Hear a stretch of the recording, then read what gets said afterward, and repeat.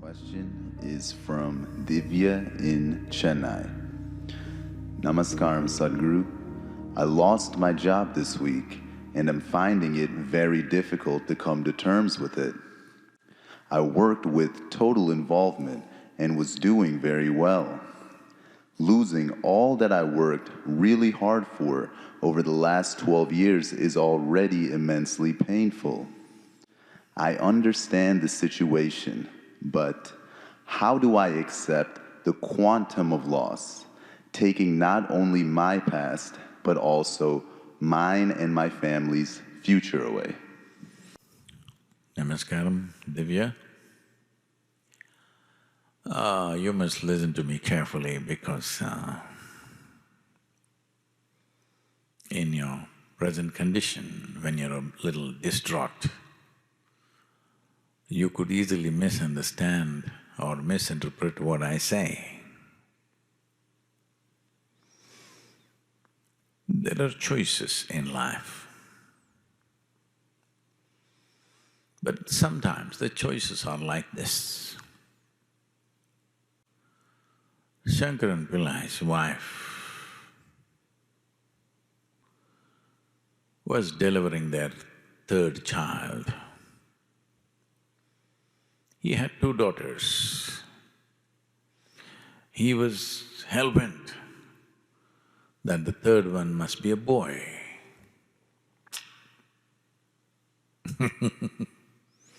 It's an Indian problem, okay. But the doctor came out and said, it's a girl. Shankaran Pillai was distraught. The doctor tried to console him. It's all right, it's a girl, but she could be a tomboy.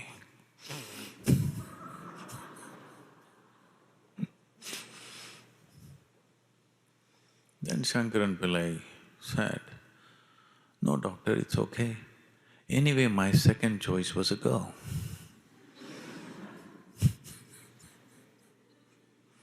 Sometimes in life, choices are like this. So, 12 years of hard work, I'm not saying this to belittle whatever problems that you may face, but hard work. 12 years hard labor, you've been released. Some celebration must happen for that. But my salary, my money, my bills, my rent, children's school fees, yes, these are there. But because we are commemorating this week about World War I, compared to what people went through in terms of wars, in terms of famines, in terms of massive cyclones, earthquakes, in various geographies, different things, compared to all that, this pandemic is a softball. Because the result or the impact of this upon your life will largely depend on your response. In those situations, people had no choice, it just happened to them. Somebody decided there needs to be a war. Everybody else are just plain victims, they have no choice, they just have to die. Well, the whole world including you and me, have economic problems right now. But our economic problems are such, whether it's pandemic or stock market collapse or recession, it inevitably has to happen because we are in an economic mode where it's always about more and more. Somewhere, some alignment will happen. This may sound like a very cruel thing to say when you've just lost your job. But I want you to understand, my father was saying this. He's a qualified physician.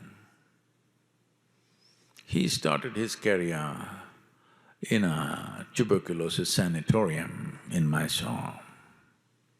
It was his commitment that at least for a year or two he will work in a tuberculosis sanatorium because his mother died of tuberculosis when he was just 4.5 years of age or 5 years of age at the most, 4.5 I think. So he was committed, when I become a doctor, I will serve in a sanatorium.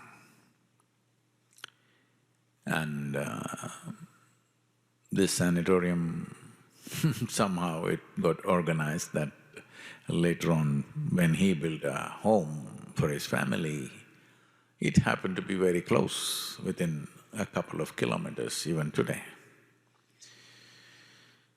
So, he joined for a salary of 50 rupees. 50 rupees, I'm telling you, 50 rupees. That is less than $1 in today's world. A qualified physician. Oh, academically very up there. Then by the time he retired as a senior medical officer, a chief medical officer or something like that, in the Indian Railways, he was getting 14,500 rupees. This week also is 1 year after he passed away on 8th of November. As a terrible son that I am, I was not there. I had told him I won't be there because I had to. I had commitments. Well,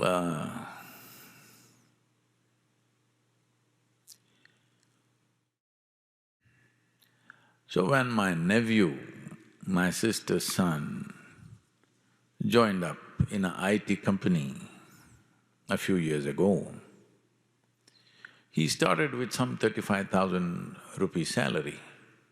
My father just looked at him and said, "You fool, are you good for nothing you are? They're giving you 35,000, I retired with 14,500. So I'm saying, compared to previous generations, how much more we have, how much more? So if we have to cut down our lives by 10–20%, let's not cry too much.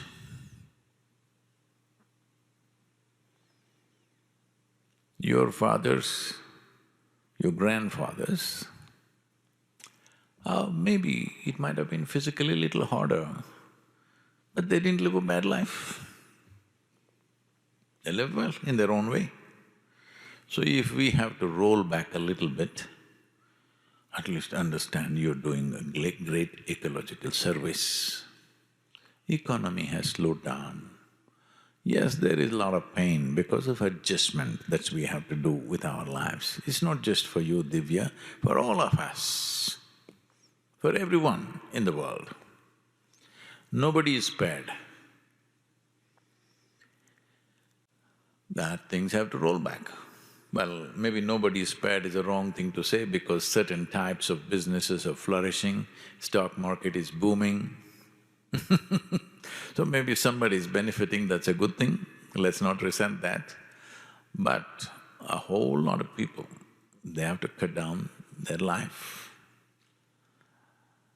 Well, this has been the preachings of various ecological activists that you need to cut back. It's happening. Well, how do my children go to school? How do I manage my home? How do I manage this? How do I pay the bank loan? There are problems. I'm not saying there are no problems, there are problems. But the most important thing is that you're alive. Your family is alive. People that matter to you are alive. Keep it that way. Because that's the most precious thing.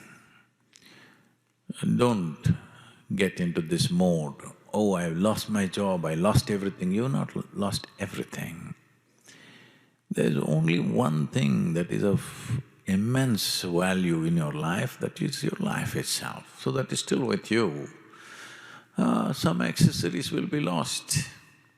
Maybe you will realize some new talent that without going to office you can still make your livelihood.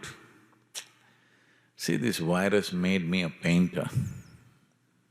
Hello. I'm raising funds for the foundation and its various projects through my paintings, and who ever believed that I would become a painter? I never imagined. I just put my hand to it and it works. So, this is a time to innovate, this is a time to explore, this is a time to enhance who we are. This is a time also to cut down our expenses, limit our excesses, and bring our life to some sense. So, this loss of job, don't make it too distressing. No need to become distraught. There is a second choice, you know. There are various ways that you can do some enterprise. What kind of enterprise? We don't know. It may work, it may not work. Essentially, you are not struggling with life, your mind is struggling with the uncertainty of not having a job.